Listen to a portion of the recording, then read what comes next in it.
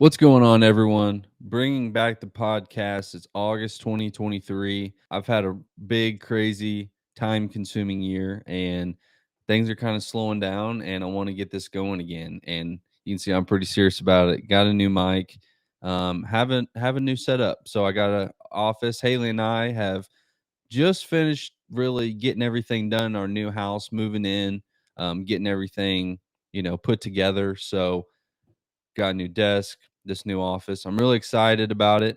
And I'm looking at getting, a lot more guests on for future podcasts. But this first one, I really just wanted to kind of recap my season, go through how everything's gone down. This year has been just wild.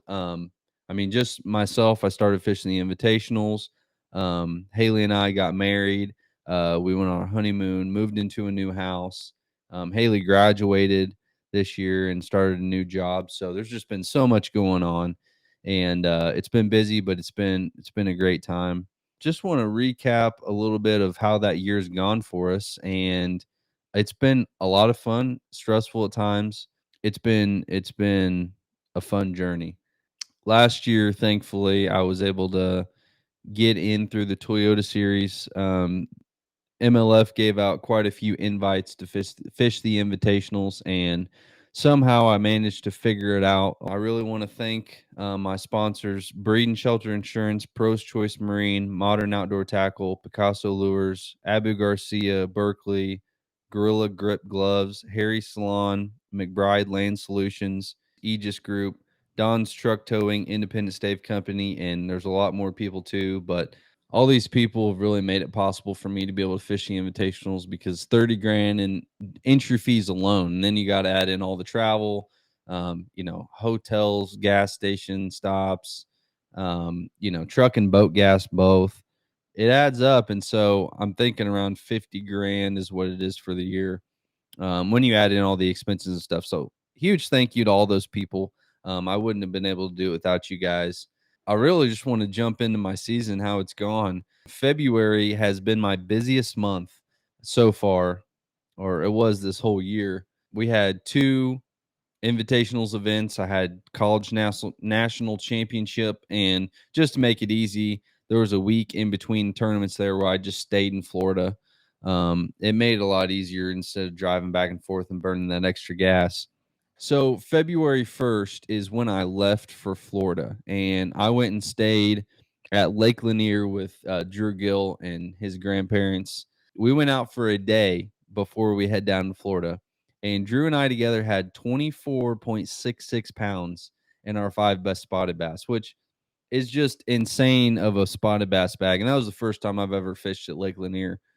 Phenomenal fishery. Like, that wasn't even one spot. That was like, I don't know. We caught one four to 5 pounder on like five different spots. Seriously.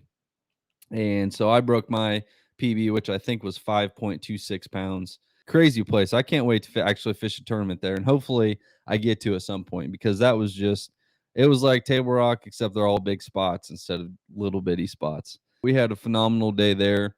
And first tournament that we had in Florida was Okeechobee. I don't want to say scared of this event, but I figured it would be a tough one for me. Florida has always kind of been my weak point fishing in college. It was a really cool place to fish. I actually liked it more than like the Harris chain where I'd been every time before, because like Harris chain, there was so much vast offshore hydrilla, coontail, different types of grass. Whereas Okeechobee, it was like mud bowl in the middle, and then there was, certain stretches that were clean around the rim, but there is just shallow grass, really. There was reeds, and there was some like hydrilla milfoil mixtures, but there was definitely some areas that just very healthy, lots of different types of grass. I actually liked Okeechobee more than any Florida lake that I've been to so far, and I would love to have another tournament there and be able to go apply what I learned in that event. So practice was pretty tough in general for me. I found one area that I went through and had probably 10 bites. And so I felt pretty good about being able to catch fish in that area. And there was a couple of those community areas that had clear water. There was boats everywhere, and it's like, that's going to be a player in the tournament, right? But I just could not stand fishing around that many boats, and I really didn't get that many bites in those areas because I didn't even fish them for very long. I just couldn't make myself stay around people like that. And so in the tournament, I had so this area that I had bites in was in South Bay, and it was kind of on the east side of South Bay.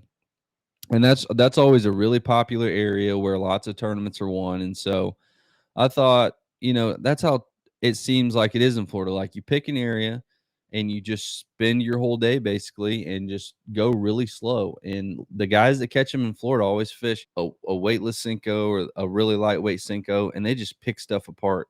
And a lot of times it's like guys that know how to fish that way, like northern guys that fish grass, or Florida guys, or a lot of old guys do really well because they move a little bit slower. And so I decided, hey, I'm just going to hunker down in this area that I got a lot of bites and try to make it happen. It was really just clean bottom. It was kind of dirty water was the only problem. And it was just reeds, and that was about it. And there would be patches of reeds out, and then there was kind of like a hard edge on the inside. And the first day I pulled in there, and there was actually like 5 or 6, 7 boats that started in like a 200-yard stretch. And I'm like, that's good. Like it's not super crowded, but there's boats in here that tells me that there's fish around. And so I started throwing a 6-inch swim bait. Just, I don't know. It just felt right. Like that cloudy morning, it was kind of dark. And so I just want to kind of start with the moving bait. Right. And so I caught 2 or 3 keepers on a swim bait, weedless swim bait, super early. I mean, like first 15 minutes probably. And that got my confidence, pretty high for the rest of the day. I was pretty hopeful at that point. After probably 30 minutes, I would say a lot of those guys had left, maybe 45 minutes. Not many of them hung around. They decided to leave pretty quick. But since I had fish, I wasn't really second guessing at all. And so basically what I did for the rest of the day was I would power pull down and I'd flip everything around me. I mean, I'd flip every patch of reeds several times, trying to hit every base, every stem. And I would pick up the poles. I would move probably 20 or 30 feet, put them down, and do the same thing. And I caught a decent amount of fish. I probably had 12 pounds for a lot of the day. And there was this one stretch that kind of joined. There was a kind of a canal or an opening of reeds that kind of led out to the main lake. And right by where that hit the bay that opened up, there was a hard edge that kind of ran into the bay. And I had got bites like kind of in that area, but off. So I started moving in the thick stuff later in the day, trying to, change it up and try to catch maybe some bigger fish. Well, I get on that hard edge and I'm kind of going down. I'm catching fish just like the rest of the day, little 2-pounders. And I flip to this. I'm not kidding. It's one stalk of reeds, a reed, not even reeds. I flip to it and I catch like a 4.5-pounder. I flip it in the boat and it gets me like over 14 pounds. Well, going into this tournament, looking at past tournament results, 13 pounds a day was typically in that check range on every Okeechobee tournament. 13 and a half per day. So, that 26 to 27 pound mark. And so I was going to be happy with like 13 pounds. I thought that was going to give me a good chance to get a check. So I come in with 14 and a half, 1409. And I'm in like 60 something place. Like I'm out of the cut still with 14 and a half. And so I'm like, man, those weights were a little bit, better than the day before. I'm going to have to make something happen tomorrow. Like I need about 15 pounds if I want to make the top 50 cut. But, finishing or being in the 60s, midpoint of the field, that's not bad for me in Florida, honestly, with my history. So day 2 comes around and I decide, hey, I'm gonna go back to that area, obviously, and catch fish and try to at least get a limit before I go try to do something else. Because I mean, I caught that one good one, but that was the only thing in that area. So the next morning, I go out and I kind of do the same thing. I'm just flipping around, flipping a Cinco. That's pretty much what I caught all my fish on was a 5-inch black and blue Cinco. And a mistake that I learned from day 1 to day 2 was I was throwing fluorocarbon, 20-pound fluorocarbon, thinking that was gonna be enough, but reeds are not forgiving whatsoever, so I went to straight braid the next day, which helped get those fish, out of the junk, and especially if they get wrapped up in reeds, it was pretty hard to pull them out, so go straight braid. I throw a little bit lighter of a weight on day 2. I think I started throwing a 3/16 ounce, or yeah, 3/16, I think, which apparently was too heavy anyway. But I dropped down to that. I still caught a lot of keepers, but the size just wasn't very good at all. I think around 11 o'clock, maybe 10:30, I decided to go look at other areas that I had gotten some bites, and I thought, that had clean water. And so I go over into the east or the west side of South Bay, and it's a place that I had fished and practiced and got a couple bites, but I didn't think it was that great. Well, I go over there, and everybody in the top 20 just about is fishing that area. And apparently, there's so many guys fishing in there that the morning bite was really good, and then it stopped about the time I got there. And so I really learned in that area, it was dead. Like all the reeds were cut off and they were burned. It looked like they got sprayed, died, and then someone cut them at the water. And I just counted it out kind of as that's just dead. Like they're just dead reeds. There's not going to be any, good grass growing there. But there was a lot of submergent grass that filtered the water and made it pretty clean. So I kind of just tried to expand on that offshore grass and catch some fish. And I caught some little ones, but it just didn't happen for me. I never caught another fish that helped my limit. But I really learned that in Florida, especially Okeechobee, you have to be around the crowds. You have to be where the fish are. And there's certain areas that they just live. And so that's why I'm looking forward to going back, because I know that it's not always going to be like, I'm not always going to be able to catch them or make a check hardly if I'm not fishing in those type of areas. So that second day, I had 11-13, dropped me down to 72nd place with 26 pounds. I mean, I told you 13 pounds a day. That was kind of like the right number, but the weights were pretty good this time. Our field was a lot of young rookies that are really good fishermen. So finished 72nd at that one. So Drew and I are staying together this week off. We're traveling throughout the season together. And so we got to stay with Tommy Hubble. So thank you for letting us stay there. So Tommy lived in Plant City, Florida, and which is like the strawberry capital of the United States, has to be. There was just the whole county was strawberry fields. And so Tommy packaged and sold strawberries. It was a pretty cool operation. So while had this off week in Florida, we decided to fish every day, and jump around to different lakes. Well, the first place that we went was Lake Instapoga. Istapoga.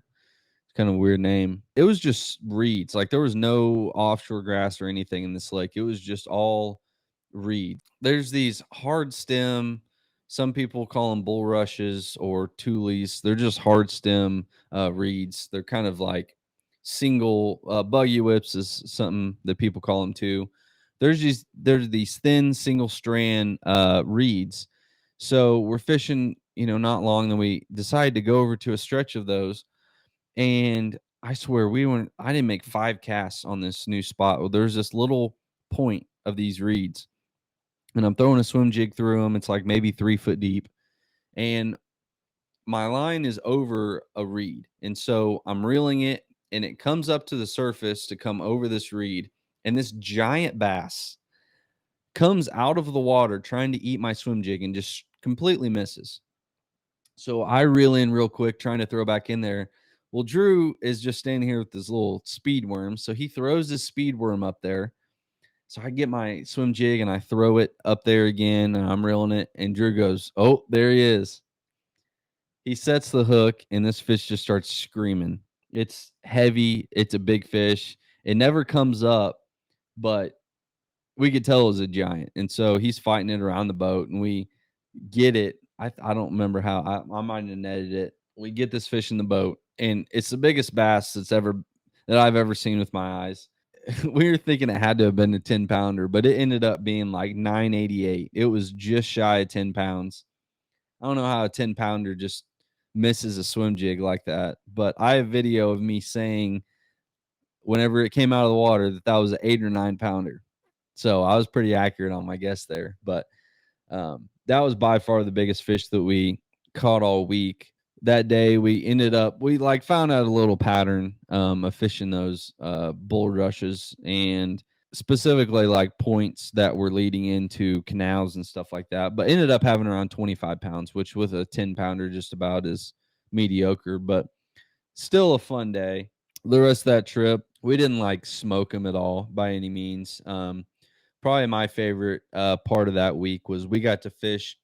I don't even remember what it's called at this point, but this little lake. It was a chain of lakes, and this one lake specifically had super clear water. You know, it's February, and we're live scoping them out in the middle of the lake. They're suspended with a swim bait, and we've had probably around 20 pounds or just under, but we saw some mega giants that were just out there. I mean, these huge fish that would follow our baits, and we just couldn't get those giant ones to bite. We caught a couple 5-pounders, but fun week, but really just to kill time and kind of see some scenery in Florida. So ended up being a good learning experience, kind of to just see the different types of, fisheries that are in Florida. So after that week was over, I got to do my last college tournament ever. So it was the Major League Fishing College National Championship on Lake Toho. And the week leading up to this, they had the Bass Pro Tour event. All these guys were catching the biggest fish in Lake Kissimmee. Well, Lake Kissimmee, you have to lock to get there, and it takes probably 45 minutes at least to an hour to get there through the idle time and the locking and all that. And so there's a lot of offshore grass in Toho, and I really wanted to just stay there and figure out how to catch them offshore. And I'm not saying that I didn't care about this event, because I did, but I was laid back. It was my last tournament. I wasn't stressed about it whatsoever. I was just there to have fun. So me and my partner Hunter Baird, we just have a blast all of practice. So the first day, we just we start fishing around a little bit, fishing shallow, and we're like, it wasn't that great. So we're like, let's just go ahead and do it. Let's go ahead and spend our time looking offshore. So I think the first or second spot that we kind of find, we are idling on this grass flat, and it starts to get like clumpy. And so I saw some fish kind of sitting on these clumps. Well, I turn around, throw a jerk bait up there, like first or second cast. I catch like a 5.5 pounder. And I'm like landing this fish. Hunter goes up to the front of the boat. He throws up there and has a giant follow his too, and he reels it in. He's like, "This is it. This is going to be one of them spots." And so for the whole rest of practice, which we had 2.5 more days of practice at this point, the whole rest of practice we spend idling around finding differences in grass. So it'd either be mixtures of grass or clumps of grass. Every time that we kind of found a certain mixture, there was kind of fish there. And we had probably 3 spots that we were pretty excited about for the tournament. So first day of the tournament rolls around, and we're pumped. We had caught some good ones in practice fishing that offshore grass. Get to that spot that I caught the big one on the jerk bait, and it's just not happening. We maybe catch a couple little ones. We're not really seeing the fish there either like were before. And so we go to our next best spot, kind of the same deal. Like we catch a couple little ones, but they're just not really there, not really biting. And so we start running some spots that we never fished, but were just mixtures of grass that I marked on side scan. The first like mixture clump of grass that we pull up to, we catch a couple little ones. Well, I bomb a worm out there to this clump, or I might have got a little bit past it. Like I click over my reel basically, and this fish is swimming off with my worm. And I set the hook, and it was like a 4 pounder, four something. I'm like, man, this is like brush pile fishing. I pull up to a clump of grass and throw a worm in it, and fish is swimming off. I'm like, man, we could figure this out and do this. So we pull up to another clump that still hadn't fished. So I power pull down, bomb it out there, catch like another 4.5, 5 pounder. Like, man, what is going on here? It was good stuff. We kind of just work around this area and start kind of hitting these clumps. Well, there's one that's like real dense, and I throw my worm to it, catch like a 2 pounder. Hunter throws like exactly where I pulled that fish from. And like as I'm messing around with this fish, he sets the hook on a big one and ended up being our biggest fish today. Like, I guess it was probably just under 5 or right around 5. So after he had caught that last big one, we were that was kind of our last fish that kind of did it for the day. One important detail I just missed was that we did fish this clump of grass like earlier in the day, and I was throwing a jerk bait trying to scope these individual fish. Well, I hooked like a pretty good one, and this fish comes and jumps like right at the boat and breaks my line. He like goes back for a dive and breaks my line. And so I was kind of mad about that. And then I pull out a Nico worm and I'm throwing 6 pound line, number 4 finesse hook, and a small hit worm, like a normal size Berkeley Maxson hit worm. And I catch one, like there was one that's swimming right to me at the boat. And I flip my worm to it and it follows it down. And I just hop it once and it eats it. Like I swear, 10 feet from the boat. And I'm fighting this fish around, just being easy with them, and it ends up being like a 5.5. And it's just crazy that some of those fish were just like that was outside of that big clump. They were just kind of out there cruising in these certain areas. We end up having 22.4. And so we had, several fours right around 4 pounders, had two that were close to 5 probably. So on day 2, we end up having like a super long fog delay, which really hurt a lot of people that were going to Kissimmee because, it shortened their day and they were already having lock troubles because so much of the field was going down there. I mean, like 2/3, 3/4 of the field was locking through to the other lakes that were in Kissimmee chain.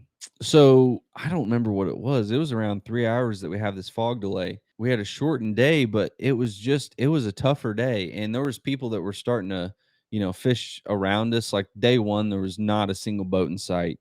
But that day 2 ended up being a lot tougher, but Hunter does catch a giant one that really got our bag up there to have a decent day, which ended up being only 17 pounds, which for the fish that we were around, I think that was pretty small, putting us in second place going into the final day. So after day 2, we're only down 1.1 pounds from second place. And so like we're like, man, we really have a shot at this. We're only a pound back, and the leaders ahead of us only had 13 pounds on day 2. So yeah, they had a shortened day and they're gonna have a lot more time to fish on day 3, but like we know that we're around the fish to win.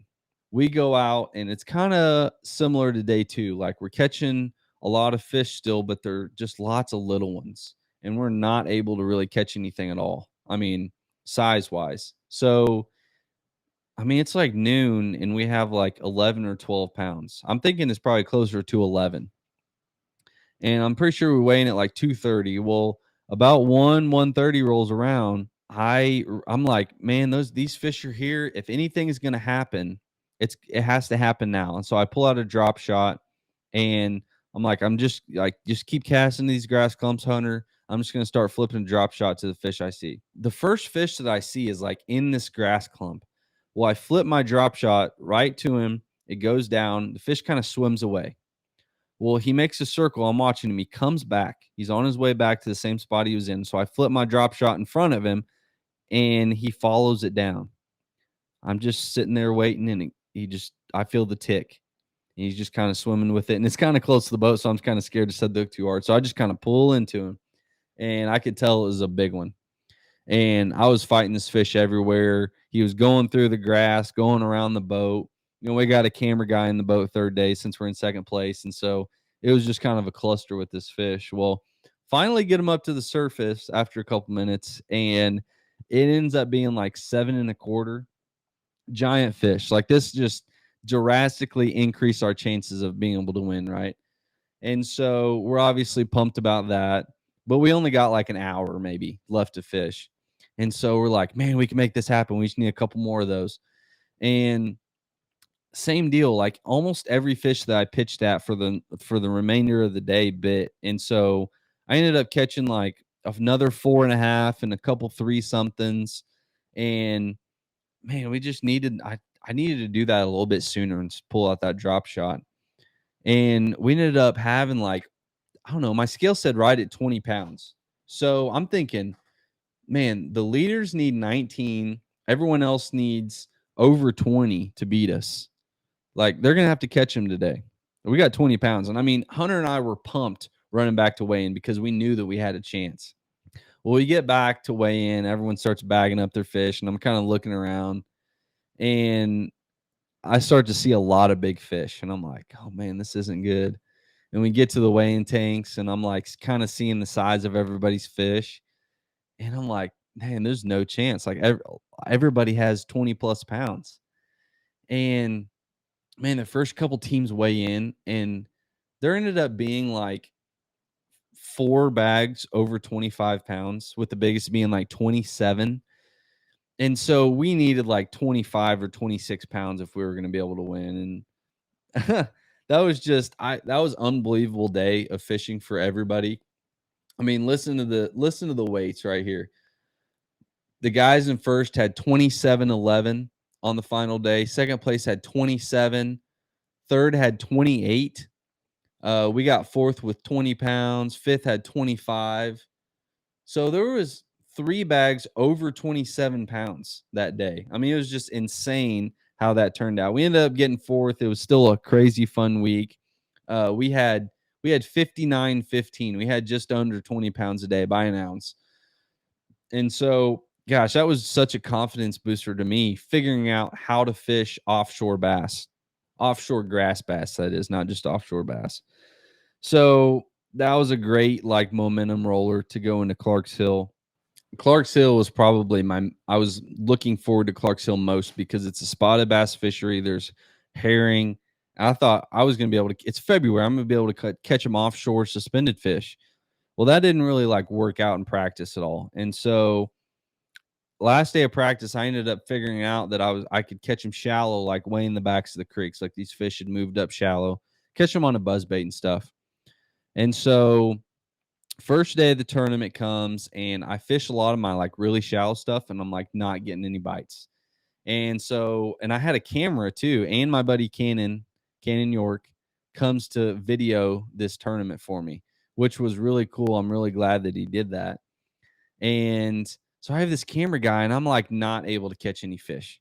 And so I start like just working my way back in these creeks and I start flipping channel swing banks and I start getting like a couple bites. I think I have 2 or 3 keepers in the boat. Well, I jump across the creek to the next channel swing, and like my second cast, like I flip up to this little bitty laydown, and I hop it once, and this fish eats it, and I set the hook, and it was a giant, and it was a 612, I'm pretty sure, and 6 3/4. I said that on my video on live, but um, I just kept moving down those channel swing banks. That ended up being the biggest bass of the day, so I got $1,000 bonus. And I just kept flipping those channel swings, ended up having like 16 pounds, 16 something that day, which put me in like 9th place. So, I kind of got a little bit of extra media attention too that day. So awesome start to this tournament, right? I'm going to check my weight here. Yeah, I had 16.15, so just shy of 17 pounds. And I was like fired up to go the next day, right? I'm thinking, man, I'm just going to hit all these channel swings and flip them. It's just going to go down. So I ended up running more water, trying to catch some bigger fish because like I caught a 4.5 in practice and caught that big one in the tournament. I thought, this is like they're using these channel swings to move back and spawn. Well, day 2, like didn't turn out that great. I only had 5 little ones. I had 11-10 and I dropped down to like 36th place, so 35th place. And it was kind of a cloudy, like, rainy day though. And I had 2 what I think were better bites that came off. But man, day 3 rolls around. I'm like, I can't, like, I just need to move up. I can't go back any. I can't lose my check, right? Top 50 fish day 3 and make a check. And so I decide, you know what? I'm going to start in a little bit clear water. I'm just going to go throw a wacky worm around and see if I can't just catch as many fish as I can. And so the creek I start in, one I haven't fished really all week, and I catch a limit before I had a keeper the previous 2 days. And I'm like, I'm just going to keep doing this. I'm going to keep just going down the bank in this creek and catching fish. And I was just catching them randomly here and there on laydowns. And I ended up catching a 4-pounder just off this little bush. And so, that gives me, I don't know, 12 something pounds, 12 or 13. So that gives me probably 12 or 13 pounds. And so, I just catch a bunch of fish throughout the day. I run some other creeks and I never can catch another like good fish. Well, I run down lake and I had marked some docks in clear water that had fish under them. And so, like, last 30 minutes of the day, maybe not even that, I pull into this pocket with some docks in it and I see this fish suspending over a brush pile, but under a dock, and I skip my wacky worm to him, kind of like this Florida deal. I flip my wacky worm to him, and he kind of swims off. He makes a loop. He comes back, and I throw it to him again, and he falls it down right behind the brush pile. And I let it fall down there, and I just start watching my rod, and I just barely twitch it one time, and he eats it. So I reel and set the hook. It ended up being another 4-pounder. And so that jumps me up to like 14 and a half pounds. So I'm able to jump like 10 places and make a add 2 grand onto my check. So I made 10 grand with that, and then 11 grand total because the big bass on day one. So 25th place, I was really pumped about that. Second turn of the year. I got my, you know, season rolling in the right direction. So after Clarks Hill, we go to Grand Lake. Super cold. Fishing is brutal on Grand Lake in early March whenever the water's cold.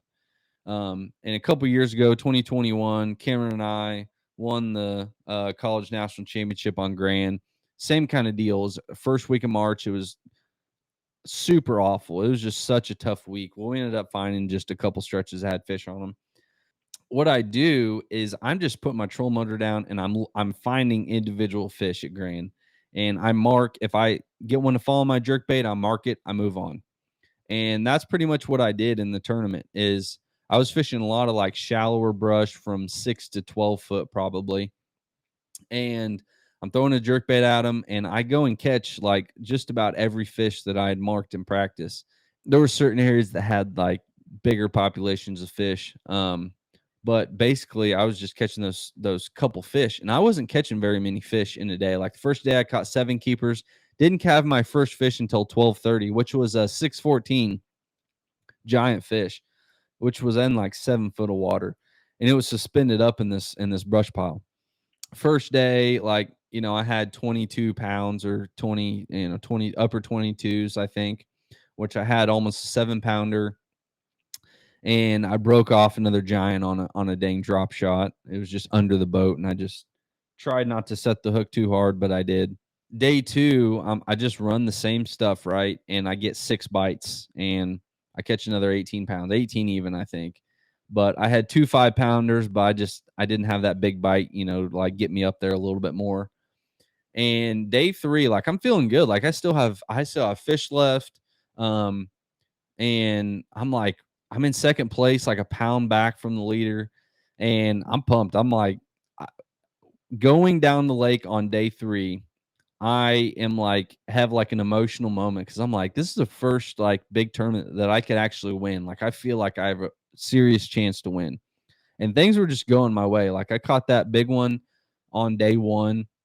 I watched her follow it out real slow and just eat it. Well, there was this one that was following her in that same pile. Well, I come back on day 2 and catch that fish that was following my 6-pounder, and it was a 5-pounder. Man, I was just excited. So I continue to do the same thing. I just run these fish that I'm finding, and the first like 2 or 3 bites that I have, I'm twitching my jerk bait, fresh hooks, right? I'd pull into them, I'd get a couple cranks on them coming my way, and they'd pop off like 3 in a row. And I'm not getting enough bites for this to happen, like for fish to be coming off. And I think like the 4th fish that I had bite, I caught ended up being a 3 3/4. and it's like late in the day. I'm getting really down. Like it can still happen. I got like an hour and a half left, 2 hours, but man, the bite is so tough and slow that it just slipped away from me because of that. And so I got this one fish in the boat, and I'm like, man, way back in this creek, I have one fish marked. Let me go see if I can catch it. First cast I throw to it, this big fish just kind of waddles her way up, eats it. Same deal. I pull into her, get a couple cranks, comes off. It was just one of those days. It was cloudy, windy. They should have ate it decent. I had fresh hooks. I have a right jerkbait rod, and I don't know, man. It just doesn't go your way sometimes. And so I ended up only weighing in one fish on day 3 and dropping down to 6th place. I think I only needed like 12 pounds if I wanted second or to get second place. And then I think around 20 or 19 something would have got the win for me. And all these fish out here, I mean, every day I only got 5, 6, 7 bites, and they ended up being 22 pounds, 18 pounds, and then one 3 3/4 pounder. So I was definitely around the right quality, but it didn't happen for me, which, hey, that was meant to be. There's plenty of times where you can get frustrated and say that should have happened, or, the chances that, I mean, dude, it's just not your time for it to happen if it's not your time. So I'm not worried about it too much. I was a little upset, obviously, but 6th place, I can't complain about too much. Next tournament was Toyota Series at Dardanelle, which was a Southwestern division, but I decided to fish it as my wild card event. So Dardanelle, I just spent a lot of time just like live scoping around, looking for individual fish, kind of the same deal I was at Grand. But this was in April, right? These fish were kind of spawning. So I'd on a little piece of cover, I'd mark a fish, or there'd be fish spawning. So what I ended up doing is catching fish on spawning flats, and I was just live scoping them. So you couldn't see them spawn with your eyes because they were like 3 to 5 foot deep, but I really think I was catching pre-spawn and post-spawn fish all in the same places. And some of these fish were definitely on beds. You'd see 2 fish kind of swimming around a certain spot. But I caught on day 1, I was in 3rd place. I caught 2 5-pounders, had 18 pounds. And then day 2, I caught 1 5-pounder, had like 14 pounds. And then on day 3, I caught 0 5-pounders and had like 12 pounds. And so, that dropped me down to 6th place slowly over time. But Dardanelle is definitely a good fishery. It's on its way back. I've only ever fished it in the fall, and it's always been tough. But man, the quality of fish that were caught, I mean, it took 18 pounds every day to win. So I'm looking forward to going back to Dardanelle in the future. Next tournament was the 3rd stop of the Invitationals at Lake Eufaula. That tournament, like, man, Lake Eufaula, it doesn't have a ton of fish, but the quality is really good. And I caught a 6-pounder, a 6 something largemouth in practice. I caught a 5-pound smallmouth. I was fishing like a lot of offshore rock piles, is what I was doing, a lot of rock transitions, like big chunky rock. And I was catching like a decent amount of fish. I was excited about this tournament. So I actually had Carter Wajenko come and video for me, and so he was in the boat all 3 days for me. I have that video up on YouTube. It's a pretty good video, so go watch that. But day 1, I just started kind of running the spots that I had some of my bigger bites on, and I think I ran 2 spots where I'd caught, big largemouth, and I might have caught a couple little ones, or it just wasn't very good. And then I went to the stretch that I caught the 5-pound smallmouth, which was kind of like a rock seam coming off the bank, and no bites still. So I worked around the corner to like another long point that had chunky rock on the tip of it. So I'm working my way over to this point, and on the other side of the pocket from me is Brock Rinkemeyer, and I see him catch a fish or 2, and I kind of get up to this point where we're pretty close, like we're talking distance, and he catches a good one, maybe like a 3.5, 4-pounder, and I finally get up to my spot. It was kind of like this long point kind of came out, and it was like chunky and a little bit high on top, and then it kind of dropped off into the gut of this pocket. And like first cast I make up there, I catch a pretty good one, like a 3.5, 4 pounder. I'm like, okay, we're starting to get going. And I sit there and catch a whole limit, and me and Brock are just sitting there trading blows basically. But his fish are a little bit bigger than mine. And so I think both of us sat there for at least 3 hours probably, just catching fish. I kind of worked over to the next point down. First cast up there, I caught another three something, pretty good one. And Brock ended up having 19.3, which put him in seventh place. So he caught him pretty well. And let's see, I had like 14. I had 14, so just under 15 pounds. I was in 41st place. I had those two good ones and a couple other solid fish.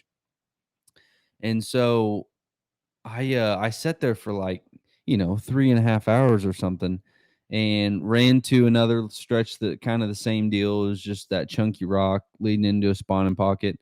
And I broke off a good one and caught another couple fish. And so after day two, or going into day two, I thought, okay, I had a pretty good day. I feel like if I ran more of my spots, because I had a lot of these similar type of stretches, if I run more of these spots, maybe I'll be able to catch more keepers in a day rather than sitting on a spot and trying to catch what's there. Because every time I'd go to a spot, I would have, between 1 and 3 or 4 bites pretty quick. I mean, if I got a bite, it was right as I pulled up.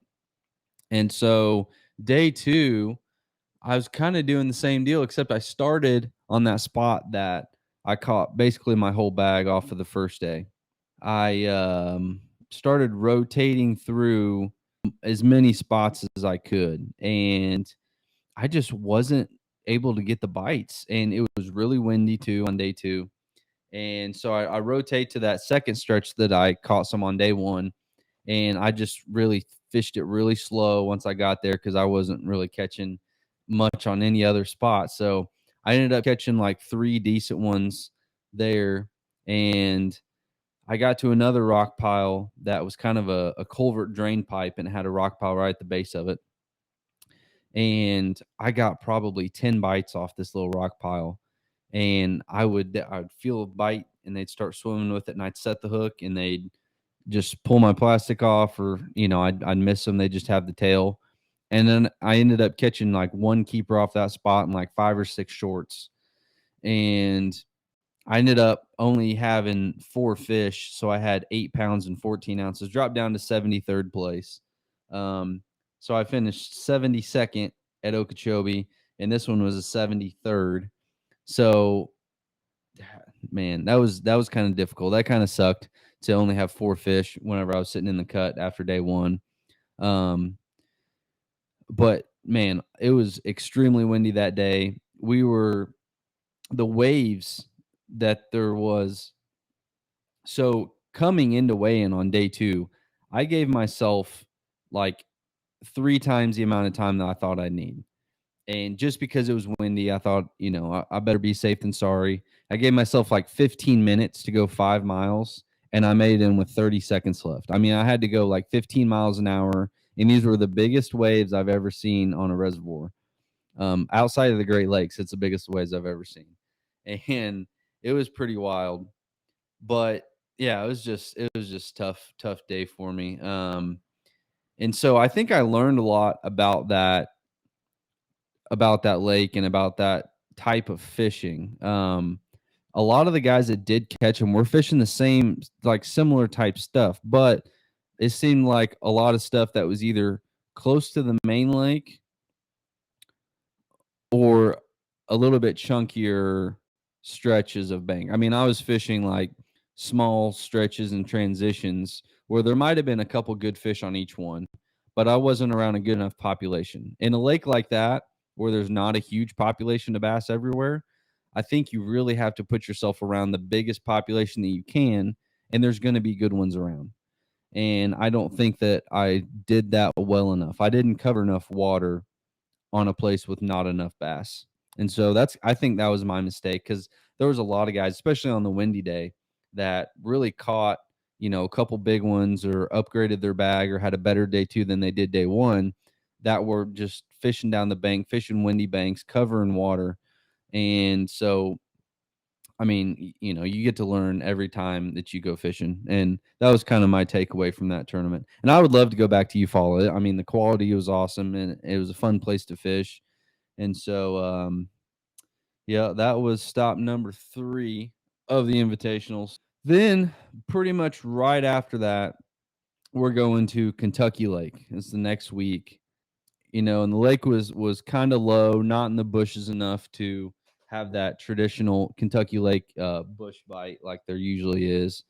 And the population, it just hasn't been great over the past 4 or 5 years, and there hasn't been many tournaments. But this is the first big tournament that they've had there in a while, and really practice for Kentucky Lake was very good.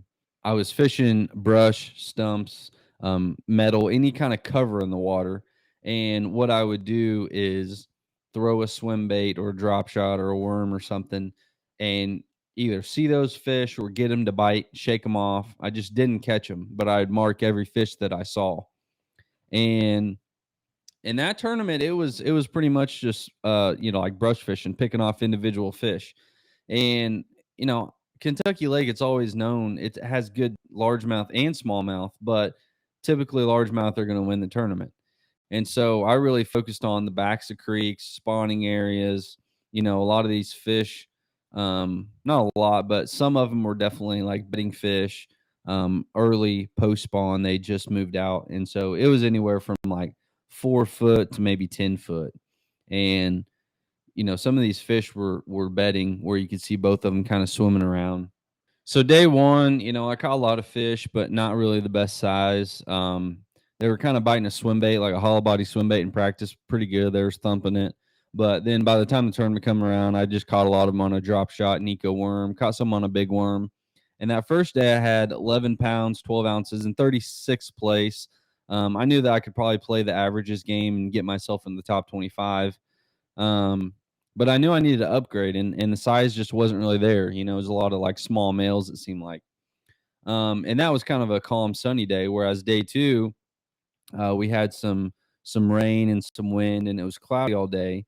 And so I just started throwing a mag draft on some secondary points, and I actually caught the first fish I caught was a pretty nice smallmouth. And I'm like, man, I'm gonna have to like keep doing this. So I was like, I'm gonna give myself another hour to smallmouth fish because I hadn't really caught any smallmouth in practice at all. And so I start focused on smallmouth a little bit, and I'm like, okay, I'll run some different kind of rock stretches, whatnot, and see if I can't catch one. So every hour, basically, I was catching smallmouth, and so it ended up being that I just smallmouth fished all day, and I ended up catching, another one probably on a mag draft, and the rest of them were on a 2.8 on a probably 1/8 ounce head. I started fishing like transition points on or close to the main river. So where it went from chunky rock to pea gravel, or the best spot that I found was um, a little point that was like it was like a rock pile. It had really chunky rock on it in a gravel stretch, and I saw several big fish on it the first time I passed. So I turned around and threw the 2.8 on it, and ended up catching like a 3.5 pound smallmouth and a couple other little ones. But I ended up having 13 pounds, 9 ounces of all smallmouth on day two. And that was enough to move me up in 23rd place and make the day three cut. So that was a fun day too, getting to catch smallmouth. And then on day three, I just went back to fishing brush, fishing basically everything that I hadn't already hit. I was fishing all the stumps and brush that um I hadn't been to yet. And day three, I caught probably the most keepers that I did of any day, and I only had 12 pounds, 15 ounces, so just shy of 13 again, but that moved me up to 13th place. So consistency really did show.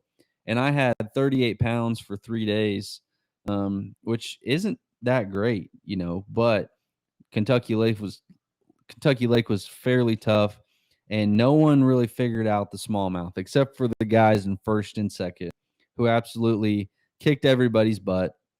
Um, they caught the guy that won had 19, 19, and 18.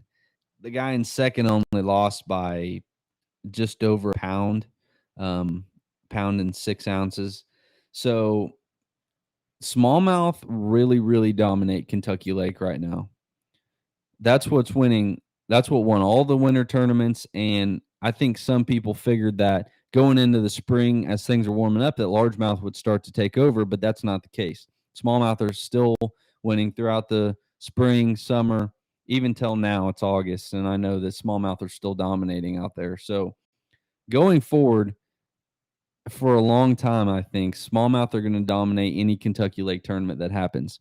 And I guarantee within the next year or two, there's going to be some big trails that hit Kentucky Lake because of the potential that it has up until this point. So I'm actually looking forward to going back to Kentucky Lake and fishing it the correct way, fishing for smallmouth. And I think it could be a lot of fun. So looking forward to going back to that. And I think this is almost the next week after Kentucky Lake, we are going right to Lake of the Ozarks. I only grew up, like 45 minutes from Lake of the Ozarks. So, have some experience. It's not my most fished lake by any means, but, I was looking forward to this tournament. It was the first week in May, and fish on Table Rock, for example, they seem to spawn the second week and third week of April real heavily, and they spawn until May too. But it seems like those same class fish spawn later at Lake the Ozarks. So it's typically like that first week of May that they spawn. A lot of big ones spawn at Lake the Ozarks, and everyone knows that you got to fish down lake, clear water, and sight fishing is a dominating way to fish. And I knew that everybody in the field would know that and be kind of piled in to that end of the lake. And I did not want to just fish around competition the whole time or fish around pressured fish. I thought it would make it fairly tough. And so I decided to fish further up lake. Um, and I fished mid lake all the way up to about the Hurricane Deck Bridge and into the Niangua a little bit. And practice wasn't too bad. I caught a 5-pounder on a secondary point. I had one pocket that had some big fish in it, and I thought it was going to be, a good way to get away from the crowd and kind of have my own fish. So on day one, they actually gave me a live camera. I think just because I was, live close by, and me and my partner Cameron won a college tournament there in like 2019. So, I got the camera in like the first hour and a half probably. I was catching a couple little ones, but it wasn't really going that great. And so I was going to one of my best areas, and I was like idling back in this creek, and they bring the camera boat driver, and they pick up the camera guy, and he goes off to, I think, Drew, actually, because he was pretty close. But I mean, 5 minutes after they take my camera guy away, I catch like a 3.5 pounder. And then I start working down the bank, and Jody White shows up in a camera boat taking some pictures. And I think he sat with me for the next like 2 hours while I caught like 16 pounds. What I have, 16 pounds, 5 ounces. And I caught that in probably an hour and a half. And it was just in this pocket. I was just throwing a drop shot. I think that's what I caught all of them on, except for one. And I was just fishing, little pieces of brush. There was a couple fry garters that would literally, there'd be a little ball of fry, and you can see them kind of swimming around in this little area, and there'd be one or two fish underneath them. And so, I caught some good size in there, and I there was a lot of fish present, and so I thought day two is going to be no problem for me to be able to catch, maybe not 16 pounds, but have another good day fishing in that area. So after day one, I was sitting in 13th place. 24th was 15 pounds. So, a lot of guys caught some good fish, but Lake of the Ozarks is just chock full of 3 to 4 pounders. And so that's not unexpected at all. So I'm sitting in 13th place. Tied for 13th place. Sorry. And I was pretty excited. So the second morning, I decided to go start in that same pocket that I caught my 16 pounds in.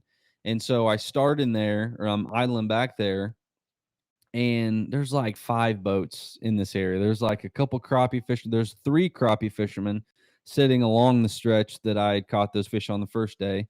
And then on the other side of the creek, there was 2 just local guys, bass boats in there. And so I kind of like tried to fish some stuff in there for like 30 minutes, and there was just I wasn't able to really get to anything. I didn't want to cut anybody off or anything, you know.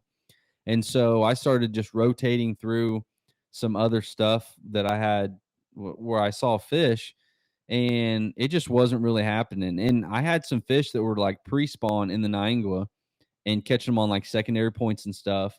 And both days of the tournament, I ran a lot of that stuff, and there was like no fish on them. And I really think that a lot of those fish just kind of move back and move up to spawn. And so, I kind of go through without getting any bites. And so, like it right at the end of the day, I mean, I'm just exhausted trying to run everything that I can. And I decide, hey, I'm gonna go run back to that area and see if there's anybody around. And so I run back in there, and there's only like one crappie boat. And so I'm like, I'm just gonna have to sit here the last hour and see if I can make it work.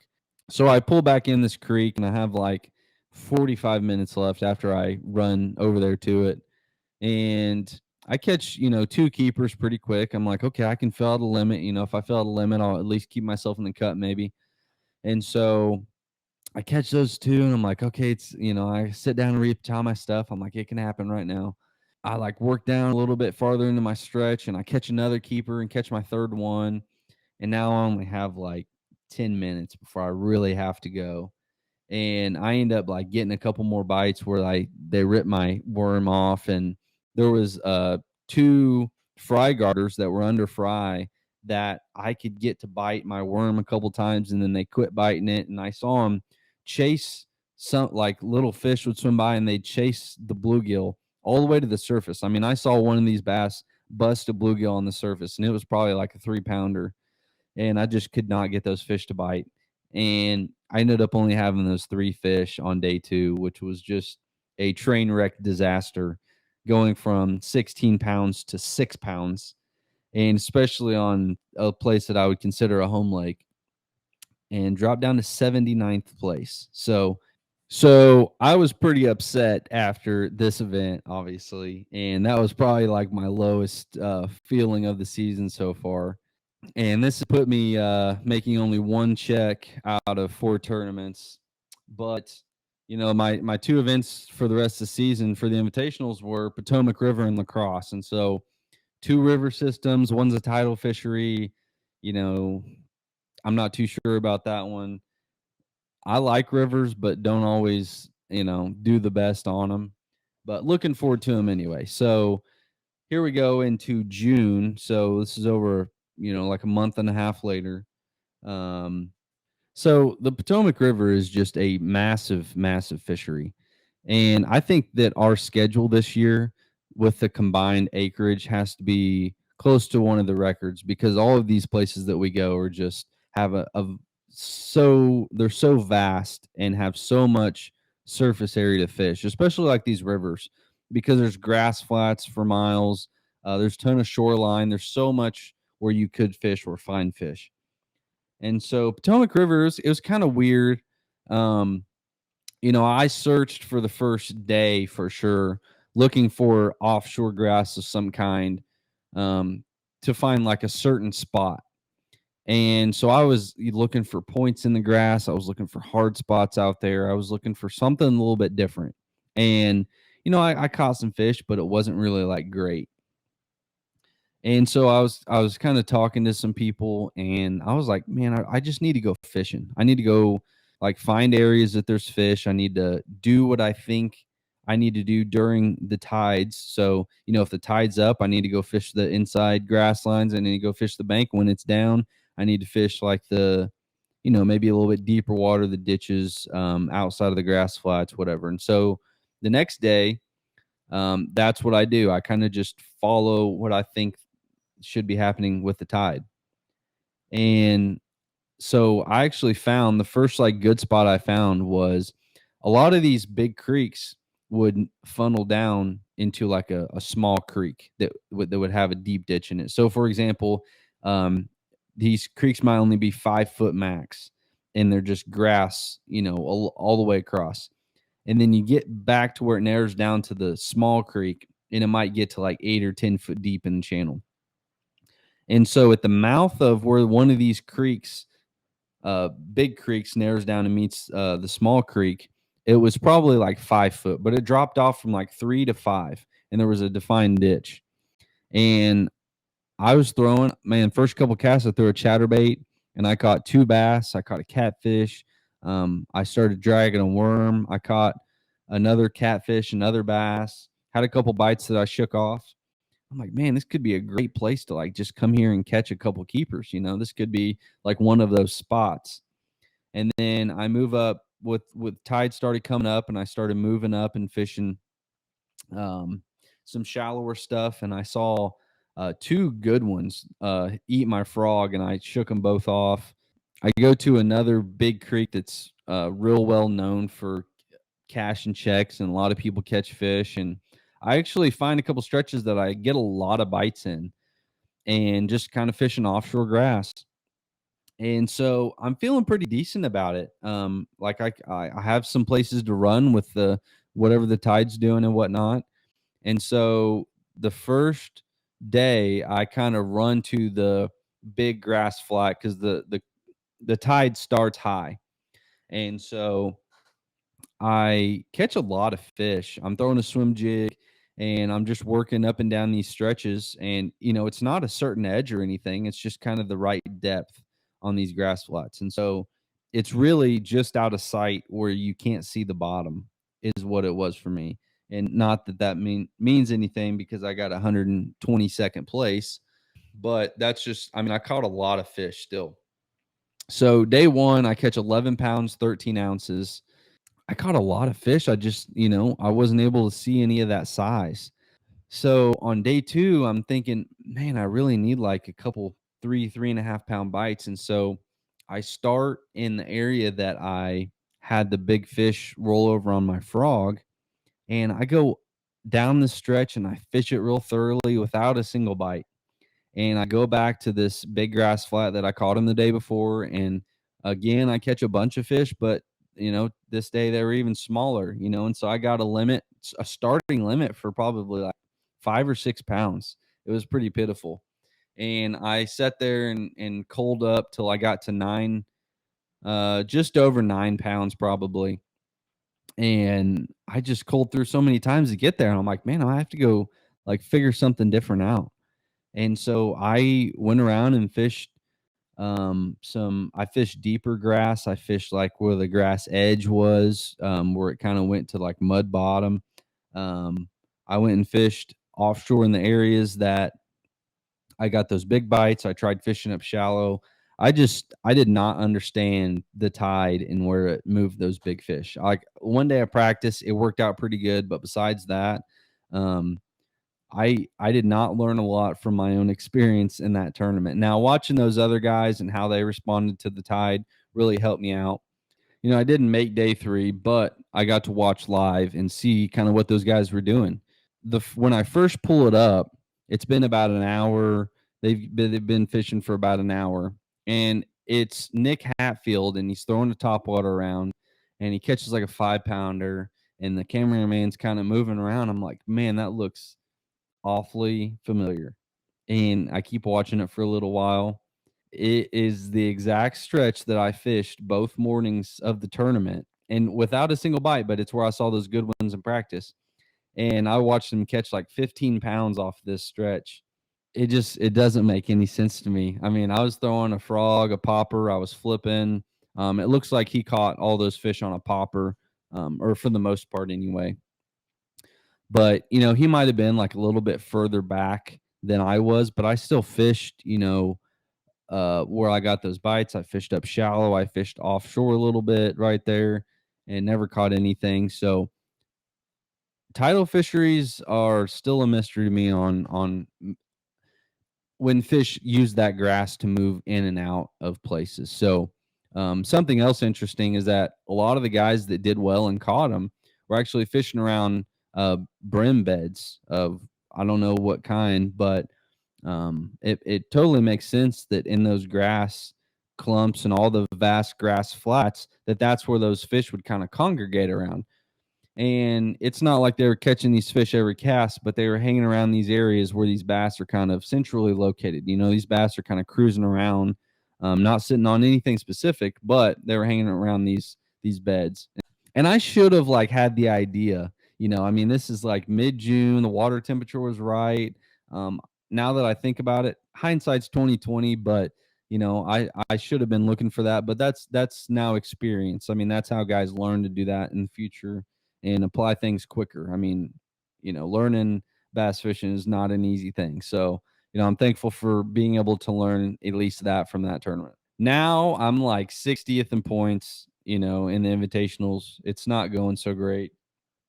But, we got lacrosse. I've been there 2 times before. I've got 10th and probably like 20th or 25th. I can't really remember what the second one was, but I was pretty excited about going to lacrosse. And what I missed out on last time is that the first time I was there, I caught them frogging. Had a couple stretches that, there was just good ones moved up in the grass. And the second time that I was there, those fish, the water level was a little bit lower, and those fish were just kind of vacated from those stretches.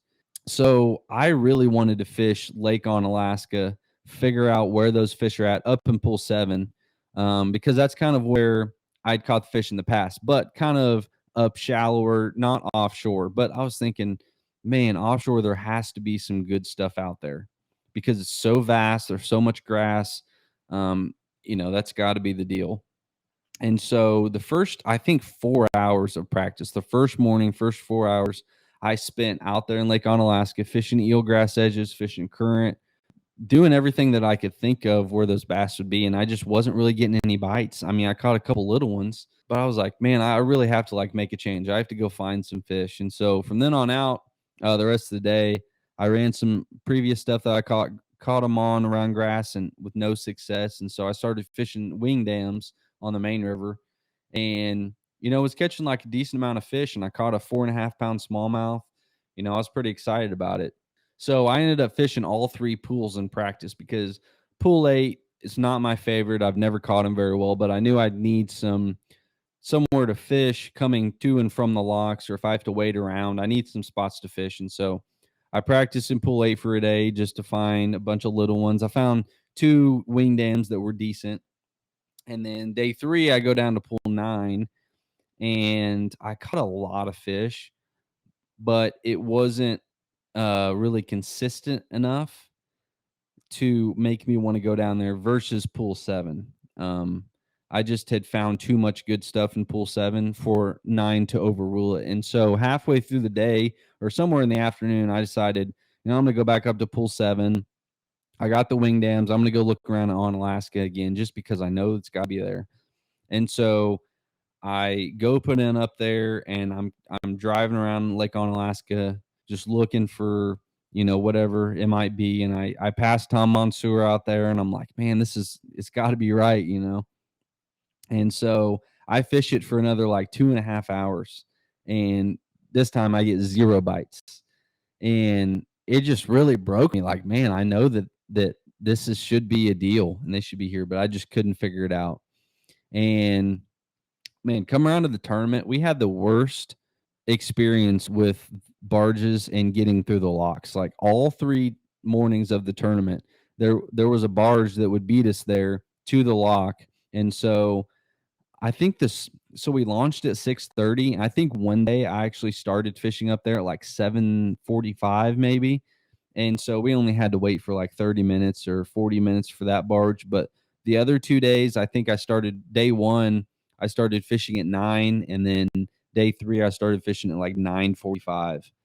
And so I was pretty rushed on, going up there and fishing. But day 1, I fished like solely smallmouth wing dams, just because that's where I saw the size, there's probably a lot more largemouth than they typically win, but there's just some really big smallmouth that live in pool 7. And so day 1, I had 13, 14, and just under 14 pounds is a pretty good day. And I caught 4 out of my 5 fish up in pool 7 on a spook and just throwing flukes over the wing dams. and then I locked back down and had like an hour to fish. And so I go to one of my uh, one of two wing dams that I had in pool 8. I pull up to it and catch a 2 pound smallmouth. I'm throwing a fluke on a spinning rod, and then I catch another little one, and then I get around to the other side of the wing dam, and I throw up there on top of it and hook a pretty good one, get it in. It's like a 3.5 pounder. And so that's really what kind of got my bag up there around that 14 pound range. And so that was kind of a lucky or a clutch fish that I had.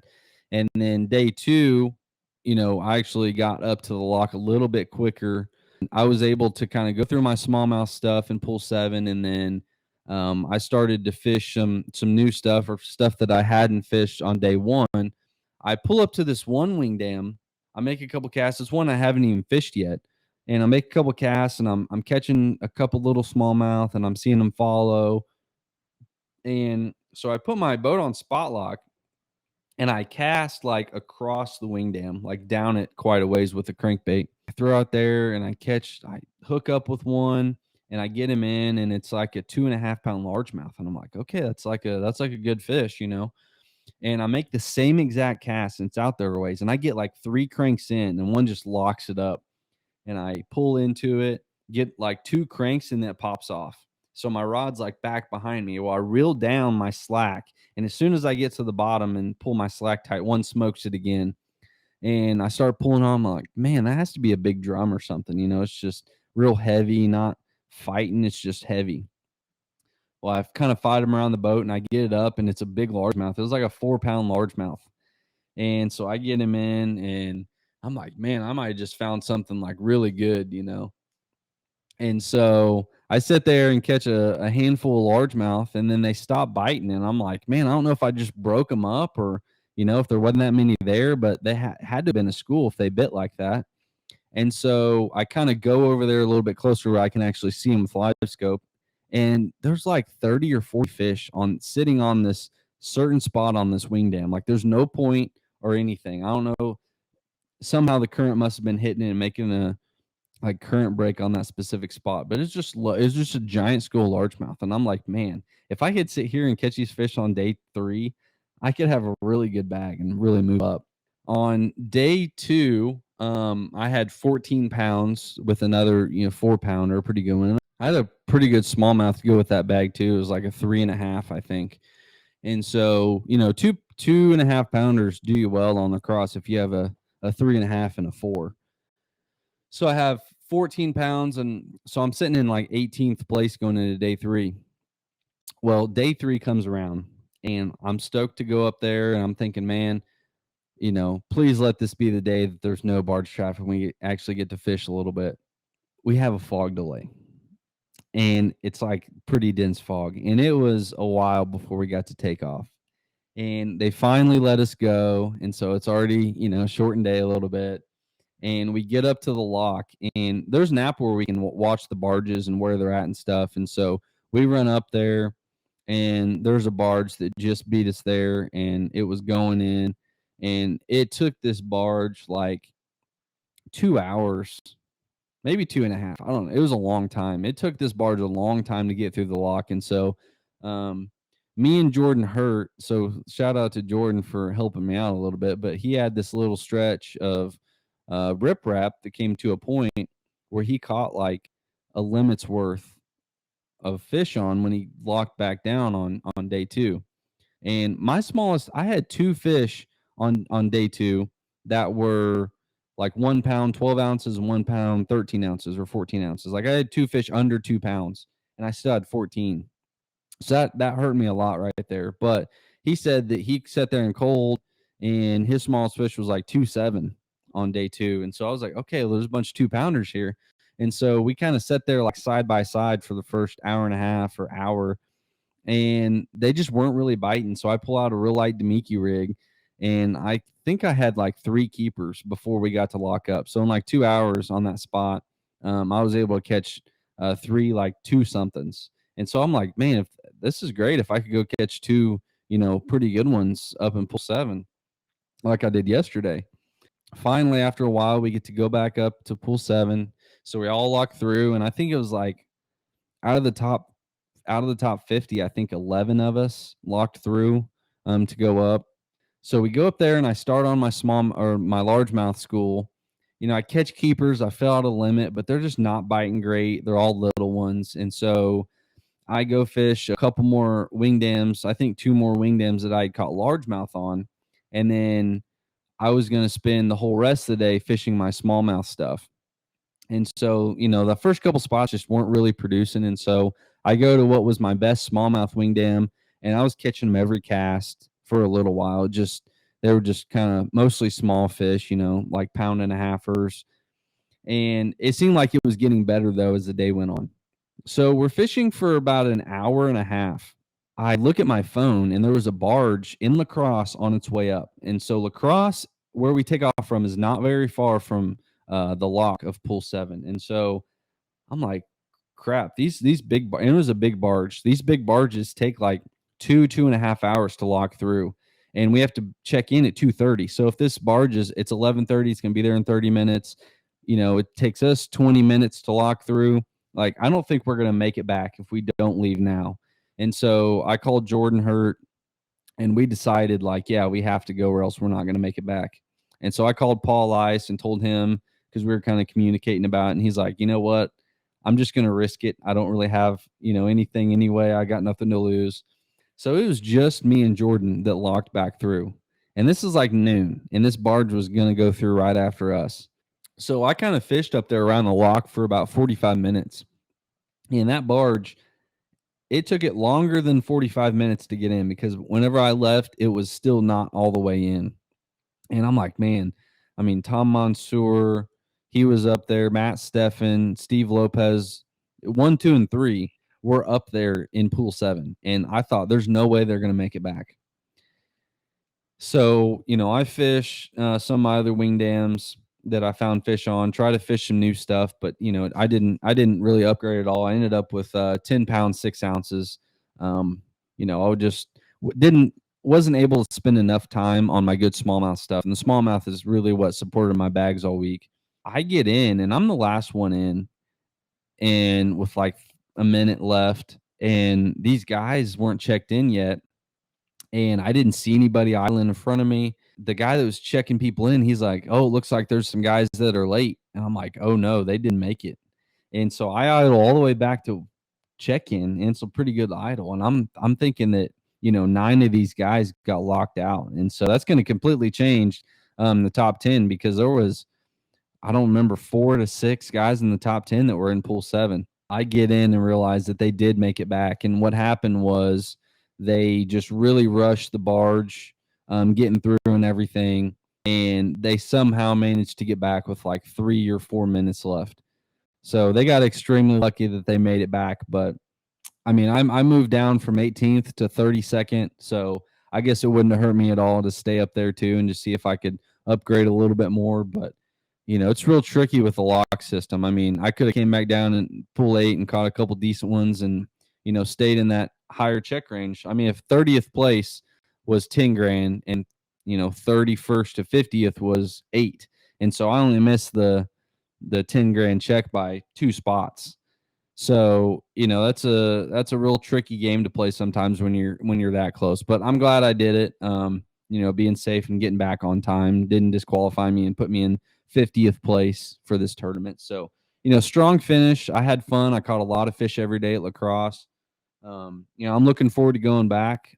There's a lot that I learned about how to find these fish, how to catch them, what I need to have after practice is over. So, man, that was a shallow fishing schedule, and I ended up in, I think, 47th place. Top 75, you get to go back for next year. So I get to go back and fish the Invitationals again based on points, but it seems like they typically rotate shallow and deep schedules. So like last year, they fished kind of the deeper life scopable tournaments. And then this year it was more of the shallow rivers. I mean, Okeechobee, Clarks Hill, Eufaula, Kentucky Lake, Lake the Ozarks are on the spawn, and then 2 rivers to complete the year. So you could do a little bit of deep fishing, but not very much. So next year, I'm hoping that we actually get some smallmouth tournaments. Instead of having Potomac River and La Crosse, maybe it'll be two of the famous smallmouth places. And then in the springtime, Okeechobee was fun, but it would be better to start, somewhere else in the South, maybe Texas. I like when they start on places like that. Reservoir. It's just more familiar fishing. I mean, Florida's a completely different animal, so it's fun to fish actual like pre-spawn wintertime stuff, where they're in that mode, like they are in the Midwest, South. And so I'm looking forward to next season. I had some awesome learning moments from this season. Whenever I was at La Crosse, I was at a gas station. I think it was after day two, and this kid, I get back to my truck, and this kid comes walking over to me, and his 11-year-old. He was just asking a million questions about, everything that I do, about, my truck and boat, and how I made it to fishing the invitationals, and a lot of in-depth questions. And I feel for him because that's exactly how it was at that age. Because I didn't grow up knowing anybody that professionally fished or anything, so I had a million questions on how do they get their money to do this? Do they have other jobs besides this? How do they get into how did they work their way up into the next level? And there's just so many questions that I had about their personal life and whatever. And so I know there's a lot of kids out there because he was one of them. But that was a cool experience for me to be able to share my experiences with someone who was in my same shoes. Yeah, I'm really looking forward to next season. We should be getting our schedules within the next month or two. I'm hoping. I know that the schedule's set, and at our last meeting for La Crosse, our tournament director Kevin Hunt told us that this doesn't mean this is where we're going, but our tournament trail spans from Sam Rayburn to Champlain. So I would expect that Sam Rayburn is where we're starting, and then we'll go to Champlain. And this week, I'm getting to watch the Elite Series on Champlain, and they're just destroying them under bait. And that is my favorite thing in the world to do. There's just giant schools chasing bait around, and you get to catch them on Demiki rig and whatever. So um, I think that'll be a blast. I'm really looking forward to seeing what the next season looks like. But we're still not done with this year. We still have Lake of the Ozarks Toyota Series that is towards the end of September, and that is going to round out the Plains Division Toyota Series. And I'm in third place. Drew Gill's in second, and Brad Jelinek in first, and we're all really close in points. And I think that whoever out of the three of us, whoever wins Angler of the Year is probably going to have to get a top 10, maybe top five, to take that. So I'm really excited about fishing that. But there's a BFL Super Tournament 2 weeks before ours. There's a Bassmaster Opens tournament the week before, and then like a day or two after the Opens are done, then we start practice for our tournament. So Lake Ozarks is going to get pounded on. I mean, the Opens have 5 days of practice, 3 days of a tournament. So that'll be interesting. And then obviously the Toyota Series Championship that is on Table Rock Lake the first week of November. I'm super pumped for that one. That's one of my favorite times of year to fish by far. So really pumped and looking forward to that. There's a nitro contingency that adds 50 grand to the winner. So if I were to win, or someone with a nitro, would be 250,000 to first place. And the payouts are good. The rest of the field, it's no entry fee. So that would be a fun way to cap off the end of the year and get ready for next year. So I think hopefully here soon, going to have Drew Gill on, and we are going to discuss this season, talk some more about what we learned. Obviously, we were both rookies. He's still in college, but we both got the college fishing experience, and how that really propelled us to being able to fish how we do now. And Drew and I kind of have similar fishing styles, and we like to finesse fish and stuff like that. So I think we'll have some interesting topics to be able to talk about on, especially how Drew, because he finished ninth in points. He had a lot of good finishes this season. We'll talk about how he applied finesse fishing and forward-facing sonar to a shallow schedule and being able to dominate it. Really, where the whole top 8 that qualified for the Bass Pro Tour were good shallow fishermen, and they were guys that didn't catch them on forward-facing sonar very much throughout the season. But Drew worked his way up there, doing what he does. So we'll have that one out soon as well. Thank you guys for watching. I'm going to try to keep getting guests on here regularly and hitting as much topics as we can. So we'll have this on Apple Podcasts, Spotify, and YouTube. So please keep following along, and I'll see you next time.